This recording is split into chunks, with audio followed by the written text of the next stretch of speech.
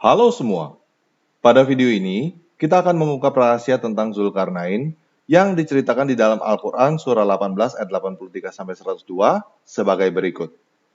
Dan mereka berkata kepadamu dalam kurung Muhammad tentang Zulkarnain. Katakanlah, akan kubacakan kepadamu kisahnya.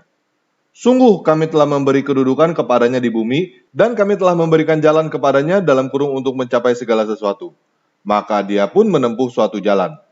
Hingga ketika dia telah sampai di tempat matahari terbenam, dia melihat dalam kurung matahari terbenam di dalam laut yang berlumpur hitam. Dan di sana ditemukannya sebuah kaum dalam kurung tidak beragama. Kami berfirman, "Wahai Zulkarnain, engkau boleh menghukum atau berbuat kebaikan dalam kurung mengajak beriman kepada mereka." Dia dalam kurung Zulkarnain berkata, "Barang siapa berbuat zalim, kami akan menghukumnya, lalu dia akan dikembalikan kepada Tuhannya, kemudian Tuhan mengazabnya dengan azab yang sangat keras. Adapun orang yang beriman dan mengerjakan kebajikan, maka dia mendapat dalam kurung pahala yang terbaik sebagai balasan. Dan kami akan sampaikan kepadanya perintah kami yang mudah-mudah." Kemudian dia menempuh suatu jalan dalam kurung yang lain.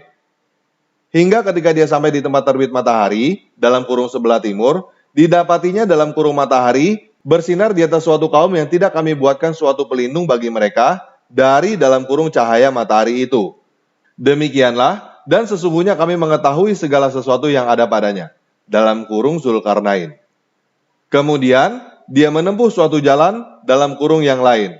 Hingga ketika dia sampai di antara dua gunung, didapatinya di belakang dalam kurung kedua gunung itu, suatu kaum yang hampir tidak memahami pembicaraan.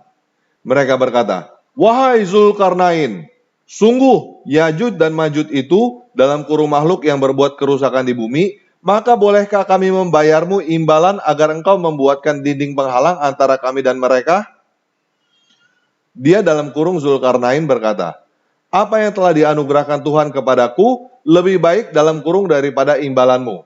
Maka bantulah aku dengan kekuatan, agar aku dapat membuat dinding penghalang antara kamu dan mereka.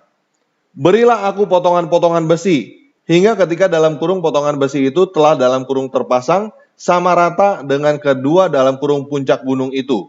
Dia dalam kurung Zulkarnain berkata, "Tiuplah dalam kurung api itu." Ketika dalam kurung besi itu sudah menjadi dalam kurung merah seperti api, dia pun berkata, "Berilah aku tembaga dalam kurung yang mendidih, agar kutuangkan ke atasnya dalam kurung besi panas itu." Maka mereka dalam kurung Yajud dan Majud tidak dapat mendakinya, dan tidak dapat dalam kurung pula melubanginya. Dia dalam kurung Zulkarnain berkata, "Dalam kurung dinding ini adalah rahmat dari Tuhanku. Maka apabila janji Tuhanku sudah datang, dia akan menghancur luluhkannya, dan janji Tuhanku itu benar." Maka pada hari itu kami biarkan mereka dalam kurung Yajud dan Majud berbaur antara satu dengan yang lain. Dan apabila dalam kurung sangkakala ditiup dalam kurung lagi, akan kami kumpulkan mereka semua. Dan kami perlihatkan dalam kurung neraka jahanam dengan jelas pada hari itu kepada orang kafir. Dalam kurung yaitu orang yang mata, dalam kurung hatinya dalam keadaan tertutup, dalam kurung tidak mampu, dari memperhatikan tanda-tanda dalam kurung kebesaranku, dan mereka tidak sanggup mendengar. Maka apakah orang kafir menyangka bahwa mereka dalam kurung dapat mengambil hamba-hambaku menjadi penolong selain aku? Sungguh kami telah menyediakan dalam kurung neraka jahanam sebagai tempat tinggal bagi orang-orang kafir. Nah, kisah tentang Zulkarnain ini adalah sebuah cerita yang menarik kan? Zulkarnain ini bertualang sampai menemukan tempat matahari terbenam, yaitu di dalam laut yang berlumpur hitam. Di situ dia bertemu kaum tidak beragama yang boleh dihukum. Kemudian dia bertualang lagi sampai menemukan tempat matahari terbit, yaitu di suatu tempat di mana ada kaum yang tidak mempunyai perlindungan terhadap sinar matahari. Kemudian dia bertualang lagi sampai berada di antara dua gunung, yang dihuni oleh kaum yang dikatakan hampir tidak dapat mengerti pembicaraan, tetapi bisa berbicara, meminta Zulkarnain untuk membangun tembok pelindung bagi mereka dari makhluk yang disebut Yajud dan Majud. Lucu juga ya, ada suatu kaum yang dikatakan hampir tidak mengerti pembicaraan, tetapi diceritakan bisa berbicara dengan lancar. Kemudian, Zulkarnain membangun tembok besi setinggi gunung, lalu menuangkan tembaga panas ke atasnya sehingga Yajud dan Majud tidak dapat mendaki atau melubanginya sampai waktu yang ditentukan oleh Tuhan. Nah, masalahnya, tidak ada satu orang muslim pun yang bisa membuktikan bahwa kisah tentang Zulkarnain ini adalah cerita sungguhan. Tidak ada yang bisa membuktikan bahwa tempat matahari terbenam adalah di dalam laut yang berlumpur hitam. Tidak ada yang bisa membuktikan adanya kaum yang tidak mempunyai perlindungan terhadap sinar matahari karena lapisan ozon ada di seluruh permukaan bumi. Tidak ada yang menemukan tembok besi setinggi gunung yang dituang tembaga panas yang tidak dapat didaki atau dilubangi.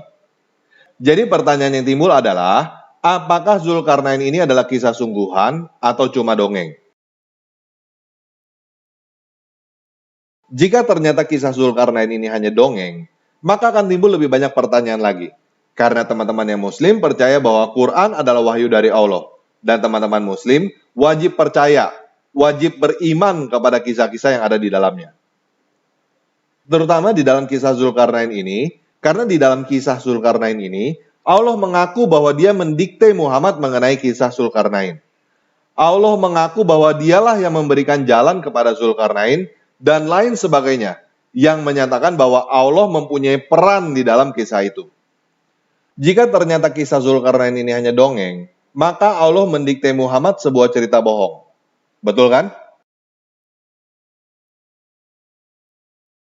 Kalau kisah Zulkarnain ini adalah cerita bohong, bagaimana dengan kisah-kisah lain yang ada di dalam Al-Quran? Apakah Al-Quran bisa dipercaya? Kalau Al-Quran tidak bisa dipercaya, untuk apa beriman kepada Al-Quran?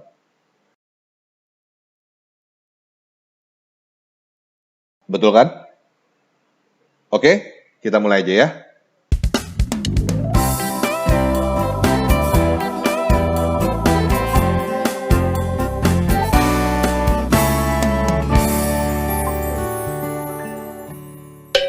Nah, pada abad keempat, ada sebuah buku yang mulai diterjemahkan ke dalam bahasa Mesir, Ethiopia, Yunani Bizantin, Arab, Persia, Armenia, Ibrani, dan lainnya. Buku ini disebut dengan Alexander Romance. Buku ini adalah buku yang berisikan cerita fiksi yang terinspirasi dari seorang tokoh sejarah yang bernama Alexander Agung. Alexander Agung lahir pada tahun 356 sebelum Masehi dan meninggal muda pada usia 32 tahun, yaitu pada tahun 323 sebelum Masehi. Alexander Agung adalah seorang raja pagan yang berasal dari Makedonia Yunani. Pada masa hidupnya, Alexander Agung menaklukkan kerajaan Mesir, Persia, dan bahkan sampai ke India. Alexander Agung meninggal pada usia 32 tahun di Babelonia, dan ada beberapa versi cerita mengenai kematiannya. Ada yang berkata bahwa dia mati karena sakit, dan ada yang berkata bahwa dia mati karena diracun. Setelah kematiannya, seluruh daerah yang ditaklukkan tidak diwariskan kepada keturunannya, dan kerajaannya terpecah menjadi 4 yang dikuasai oleh keempat jenderalnya. Nah, pencapaian Alexander Agung yang luar biasa dan cepat ini tentunya menghasilkan berbagai cerita yang berbeda.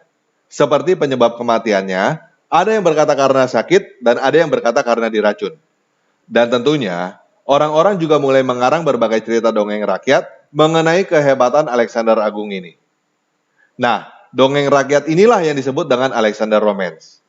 Jadi, Alexander Romance adalah cerita dongeng yang terinspirasi dari seorang tokoh sejarah yang bernama Alexander Agung, yang merupakan seorang raja pagan yang menyembah berbagai patung dewa-dewi.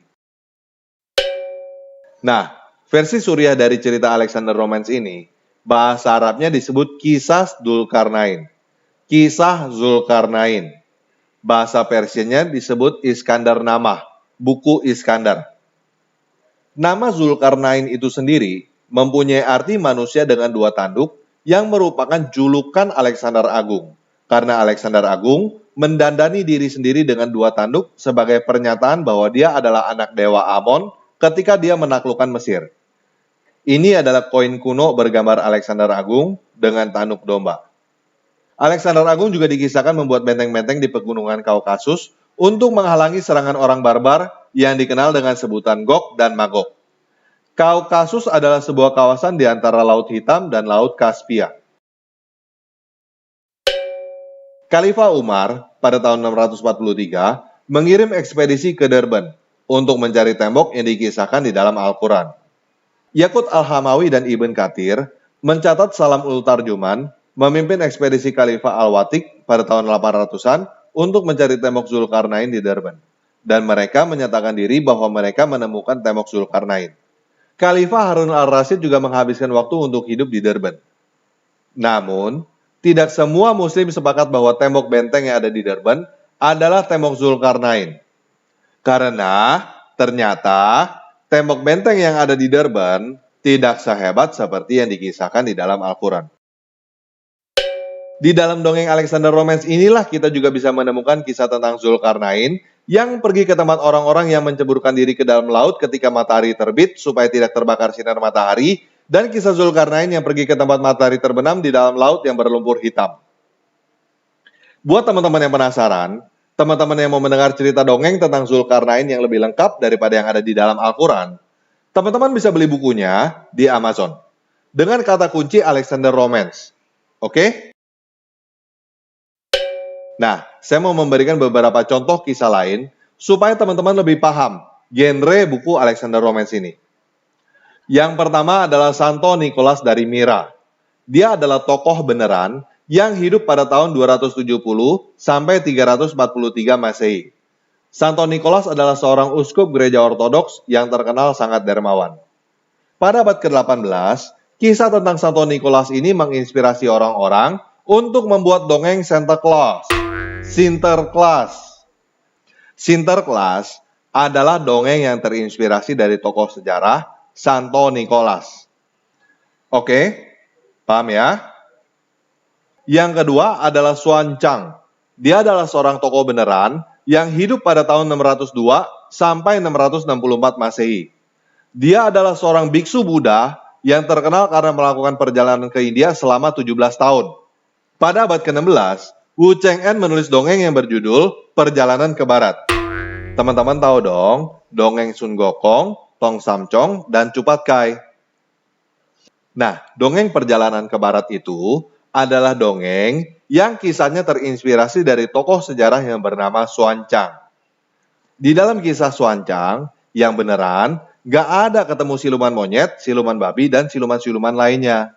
Tetapi, di kisah Perjalanan Barat ada. Kenapa di kisah Perjalanan ke Barat ada siluman-siluman? Karena kisah Perjalanan ke Barat adalah dongeng untuk anak-anak. Sama seperti dongeng Santa Claus.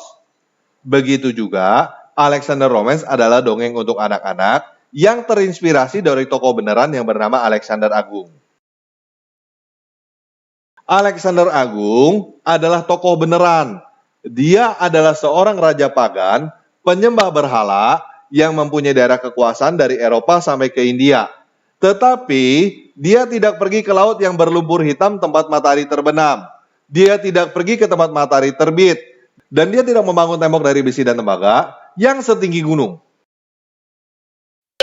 Nah, teman-teman bisa bayangin nggak? Kalau ada orang yang mengaku nabi utusan Tuhan, lalu berkata, saya adalah utusan Tuhan yang membuat rusa Sinterklas bisa terbang. Surat komik ayat 1. Dan mereka bertanya kepadamu, wahai tanpa ragi, tentang Sinterklas. Katakanlah, akan kubacakan kepadamu kisahnya. Sungguh, kami telah memberikan rusa terbang kepada Sinterklas. Teman-teman tertawa kan? Karena teman-teman tahu bahwa Sinterklas itu cuma dongeng anak-anak.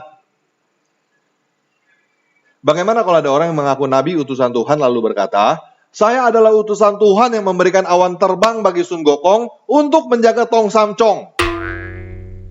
Surat komik ayat 2. Dan mereka bertanya kepadamu, wahai tanpa ragi, tentang Tong Samcong. Katakanlah, akan kubacakan kepadamu kisahnya. Sungguh, kami telah memberikan awan terbang kepada Sun Gokong untuk menjaga perjalanan Tong Samcong ke barat. Teman-teman juga akan tertawa kan? Karena teman-teman udah tahu bahwa Sun Gokong itu cuma dongeng anak-anak. Mungkin nggak ada orang yang percaya bahwa Tanpa Ragi adalah utusan Tuhan ketika Tanpa Ragi membacakan kisah Sinterklas dan Tong Samcong? Mungkin aja kalau yang mendengar adalah anak-anak kecil yang masih bodoh. Dalam kurung, orang-orang yang nggak tahu bahwa Sinterklas dan Sun Gokong hanyalah dongeng. Sampai di sini paham ya? Nah, kisah Alexander Romance adalah dongeng anak-anak guys. Orang-orang Yahudi dan Nasrani pada abad ke-7 yang bisa membaca tahu bahwa itu cuma dongeng anak-anak. Tetapi orang-orang Arab pada abad ke-7 yang buta huruf, yang masih terbelakang, tidak tahu bahwa kisah Alexander Romance itu cuma dongeng anak-anak. Mereka menghafalkan kisah Zulkarnain si manusia dengan 2 tanduk di dalam bahasa Arab, dan mereka menyangka bahwa dongeng itu adalah kisah beneran. Sekarang teman-teman udah paham kan? Kenapa orang-orang Yahudi dan Nasrani menolak kenabian Muhammad ketika dia berkata bahwa dia adalah utusan Tuhannya Zulkarnain yang pergi ke laut berlumpur hitam tempat matahari terbenam. Apakah teman-teman setuju bahwa matahari terbenam di dalam laut yang berlumpur hitam? Kalau teman-teman sudah tahu bahwa matahari tidak terbenam di dalam laut yang berlumpur hitam, kenapa teman-teman ngotot mencari berbagai alasan untuk beriman bahwa buku yang mengisahkan tentang Zulkarnain yang pergi ke laut berlumpur hitam tempat matahari terbenam sebagai buku suci yang turun ke debuk dari Tuhan? Sekarang ini adalah era keterbukaan informasi, guys. Silakan teman-teman cari sendiri dengan kata kunci Alexander Romance sambil bertanya-tanya, untuk apa beriman kepada dongeng? Untuk apa menghafal dongeng di dalam bahasa Arab? Apakah dengan menghafal dan beriman kepada buku dari Tuhan yang mengutip komik Dragon Ball bisa membawamu masuk ke dalam surga? Untuk apa beriman kepada satu Tuhan, tetapi Tuhan yang diimani itu adalah Tuhan yang salah? Ingat ya, kata-kata Buya Syakur, lebih baik murtad daripada mempercayai sesuatu yang tidak benar. Nah, buat teman-teman yang merasa bahwa video ini bermanfaat, bagikan video ini ke sosmed dan kepada teman-teman yang lainnya, supaya mereka juga mendapatkan manfaat dari video ini. Oke, sekian video kali ini. Yesus Kristus penguasa kita memberkati.